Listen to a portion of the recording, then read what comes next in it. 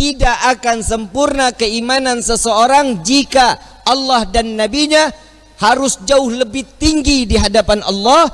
Itulah yang dikatakan orang-orang yang beriman. Sayyidina Umar bin Khattab, ada yang kenal Sayyidina Umar?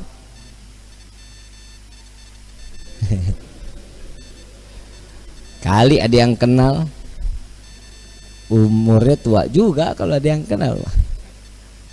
Sering kita dengar Sayyidina Umar, manusia yang diciptakan oleh Allah, jin aja kabur, iblis aja kabur ngelihat bayangannya, nggak ada yang berani.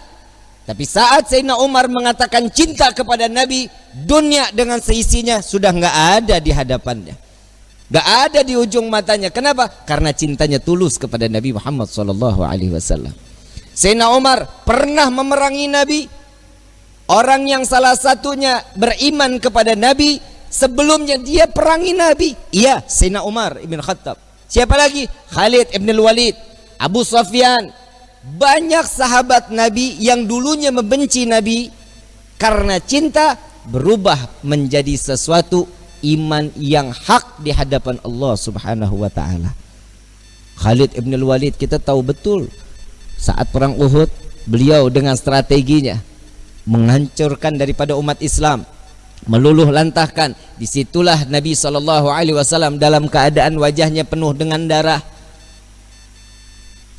Khalid ibn Walid saat dia memeluk Islam sudah bukan orang yang dihinakan oleh Allah. Kenapa? Karena keimanannya kepada Allah dan Nabi-Nya sampai diangkat oleh Allah sebagai Saifullah, sebagai pedangnya Allah Subhanahu. Itu karena cinta. Siapa lagi?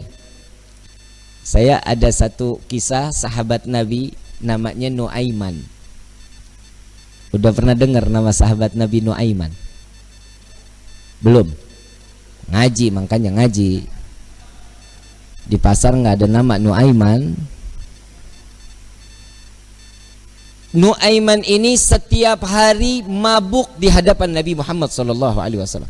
Kalau mau ketemu Nabi, minum khamar dulu. Tahu khamar haram, tahu. Karena cari perhatian kepada Nabi Muhammad SAW. Jadi kalau ketemu mabuk, entar ditegur sama Nabi. Ya Nuaiman, haram, jangan diikutin, jangan diminum lagi. Iya ya Rasulullah, sadar, senang Nuaiman. Besok ketemu lagi, mabuk lagi. Kalau orang Tarajuk yang begitu mah PA. Lagi kalau orang Tarajuk mabuk mah kagak ada pantas-pantasnya. Kalau orang bule mabuk kan wajar ya.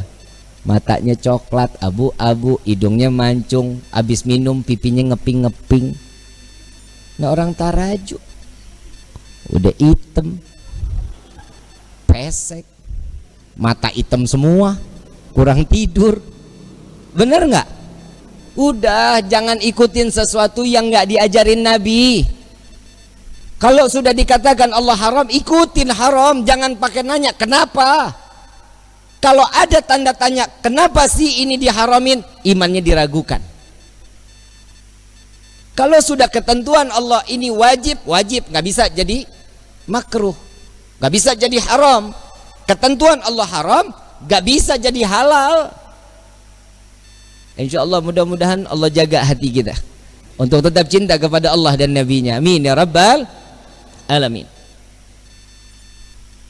Ada satu kisah lagi di mana Nabi SAW setelah ditinggal oleh dua orang yang dicintai.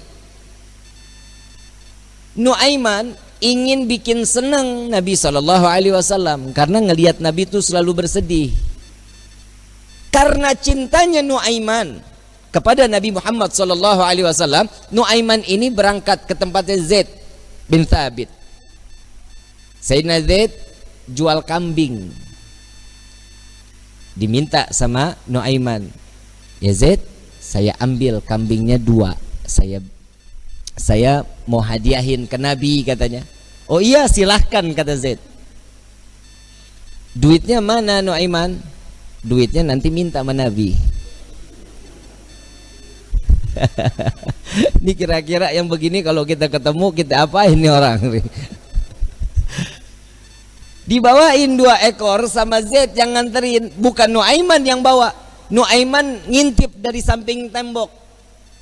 ngeliatin. Begitu kambingnya disampaikan kepada di tangan Nabi, Zaid nungguin. Rasulullah senyum, alhamdulillah, terima kasih banyak, ini hadiah dari Nuaiman. Ya Rasulullah, alhamdulillah, kirim salam sama Nuaiman. Dan setelah sedihnya Nabi pertama kali senyum saat Nuaiman menghadiahkan kambing kepada Nabi Muhammad SAW. Diterima sama Nabi. Zaid nggak jalan, diem aja. Ada apa lagi wahai Zaid? Ada lagi yang mau dibicarakan? Enggak ya Rasulullah, duitnya. Dan di situ Nabi ketawa yang kedua kali karena melihat Nuaiman sedang ngintip di balik tembok. Nabi bayar kambing tersebut dengan niat Nuaiman bukan orang yang punya. Karena cintanya Rasulullah kepada Nuaiman, Nuaiman dapat sesuatu kedudukan terhormat di hadapan Allah. Tukang mabok bikin kesel Nabi, tapi Nabi kalau nggak ada Nuaiman nggak mau ngajar. Selalu bikin senang Nabi Muhammad SAW. Satu waktu saat setelah Nuaiman wafat, Rasulullah yang mandiin, Rasulullah yang kafanin, Rasulullah yang masuk ke liang lahat.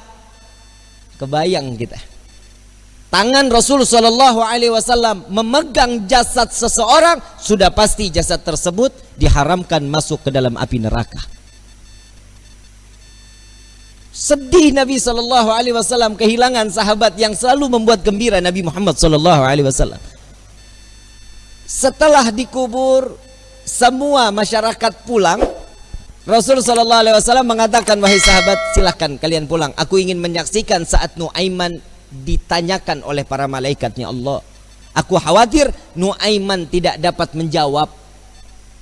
Ditungguin sama Nabi Muhammad SAW. Ini mukjizatnya Nabi. Nabi dapat mendengar mungkar nangkir saat dimana dia membicarakan, mempertanyakan kepada ahli kubur. Datang malaikat mungkar nakir. Assalamualaikum ya ahlal jannah. Ya Allah, mudah-mudahan kita semua di alam kubur dapatkan pertanyaan begini nih dari malaikat. Salam kepadamu wahai penghuni syurga. La ilaha illallah. Allahumma ja'alna minhum. Amin ya rabbal.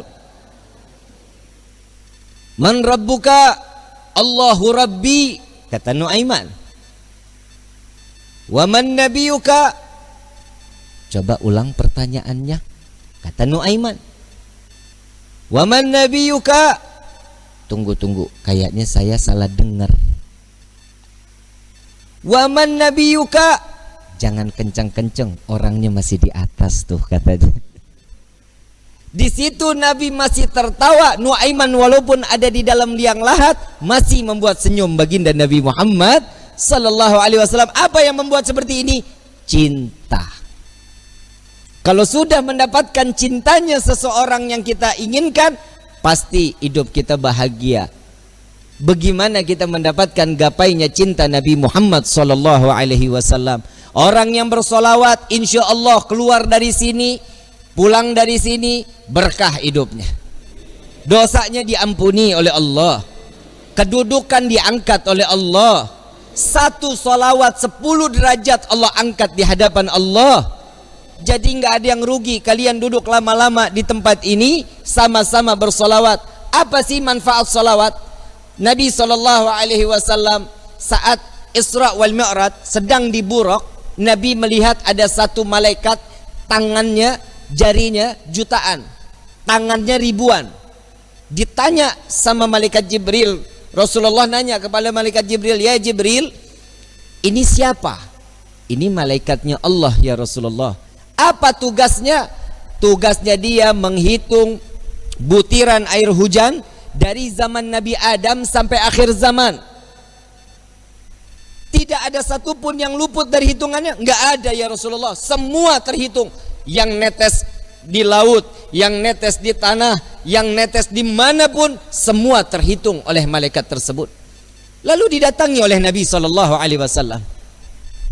Wahai malaikat Allah, begitu sempurna Allah ciptakan engkau. Ya Rasulullah, tugasmu begitu mulia menghitung butiran air hujan. Betul ya Rasulullah. Adakah satu yang pernah terlewat dari hitunganmu? nunduk malaikat ini.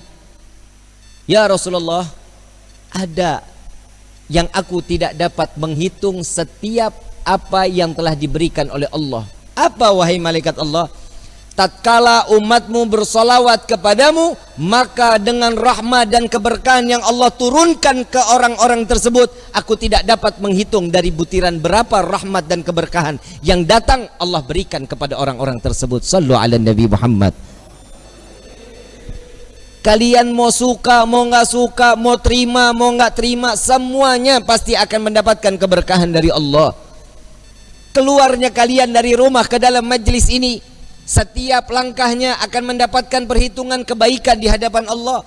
Na'udzubillah min dzalik. Seandainya mudah-mudahan Allah kasih kita umur panjang, kita keluar dari tempat ini, Allah ambil nyawa kita, mati dalam keadaan husnul khatimah. Dan beberapa saat yang lalu banyak orang-orang yang dikiranya kita umur panjang, masih muda, sekarang telah meninggal dunia ngelewatin kita. Betul? Karena ada satu wabah COVID-19. Tapi ingat, kematian itu bukan karena corona. Kematian itu sudah maktub yang telah diberikan oleh Allah. Setiap manusia, kullu nafsin dha'iqatul, setiap yang bernyawa pasti akan mati. Apa meninggal yang betul? Mati apa meninggal? Meninggal. Meninggal. Benar meninggal. Inna salati wa nusuki wa mama mati. Nggak ada wa meninggali. Betul? Udah sama aja udah ya. Mau meninggal mau mati, pokoknya intinya is dead. Paeh. Betul ya? Ujian yang Allah berikan kepada kita berupa corona, inilah dimana Allah akan tingkatkan keimanan seseorang. Imannya tersebut naik atau turun. Nah ini tergantung nih. Ini kan musibah. Ada di perorangan mendapatkan itu berupa ujian atau itu berupa azab. Bib, siapa yang mendapatkan azab? Mereka yang tidak dekat dengan Allah, mereka yang jauh dari Allah, mereka yang tidak beribadah kepada Allah. Ini adalah salah satu contoh azab baru di dunia. Rezeki seret, benar. Kerja di PHK, betul. Coba lihat orang-orang yang mendapatkan ujian berupa ini, ujian dari Allah, ini paling senang. Kenapa? Tatkala dia dekat dengan Allah, orang yang mendapatkan ujian pasti ada kelas di mata Allah. Kalau dia ada kelas di mata Allah, berarti akan ada kenaikan derajat di sisi Allah. Nah, tinggal diri kita nih.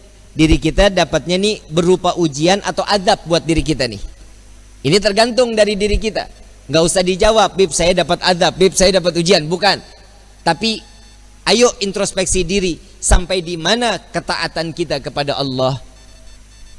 Coba sekarang, dari kemarin-kemarin sholat Jumat libur. Betul ya? Tapi di sini nggak libur, jalan terus, nggak ada corona. Alhamdulillah.